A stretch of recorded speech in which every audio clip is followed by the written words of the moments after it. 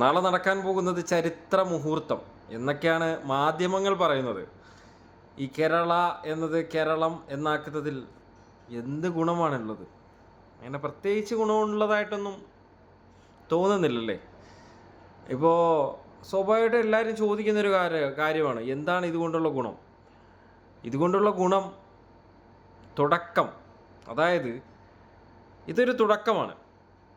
അവിടുന്ന് തുടങ്ങി എവിടെ എത്തിച്ചേരുന്നു, അപ്പോഴാണ് ഇതിൻ്റെ ഗുണം എന്താണെന്ന് മനസ്സിലാവുന്നത്.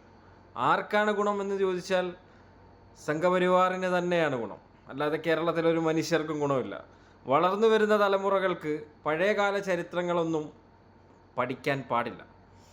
പാഠപുസ്തകത്തിൽ മഹാത്മാഗാന്ധിയും അംബേദ്കറും സുഭാഷ് ചന്ദ്രബോസും ജവഹർലാൽ നെഹ്റുവും ഇവരൊക്കെ ശത്രുക്കളായും, വീര സവർക്കർ രാജ്യസ്നേഹിയും സ്വാതന്ത്ര്യം നേടിത്തന്ന വീരശൂര പരാക്രമിയും അതേപോലെ തന്നെ രാജ്യത്തിന് വേണ്ടി ജീവൻ ത്യജിച്ച വ്യക്തിയുമായിട്ട് പുതിയ തലമുറകളിലേക്ക് എത്തണം.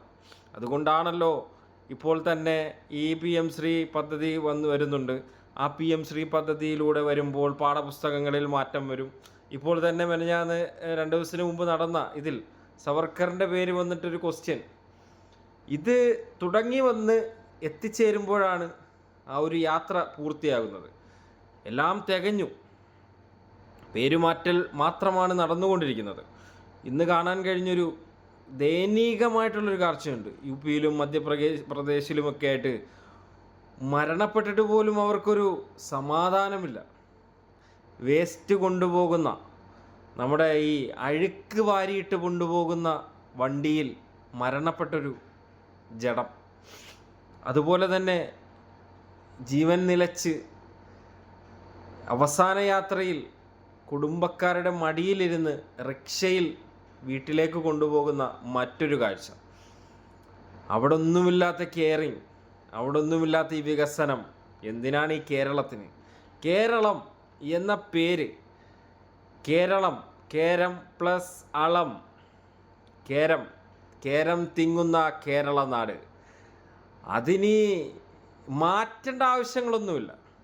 അങ്ങനെ മാറ്റാൻ നിങ്ങൾ ഇറങ്ങുന്നുവെങ്കിൽ നിങ്ങളിൽ ചിലർക്ക് മാത്രമേ അങ്ങനെ മാറ്റാൻ കഴിയൂ.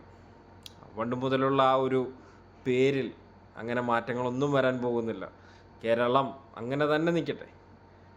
ഇപ്പം പാശ്ചാത്യ ലാംഗ്വേജിൽ എഴുതുമ്പോൾ കേരള എന്നേ വരൂ. അങ്ങനെ എഴുതാൻ പറ്റൂ, അങ്ങനെ പറയാൻ പറ്റൂ.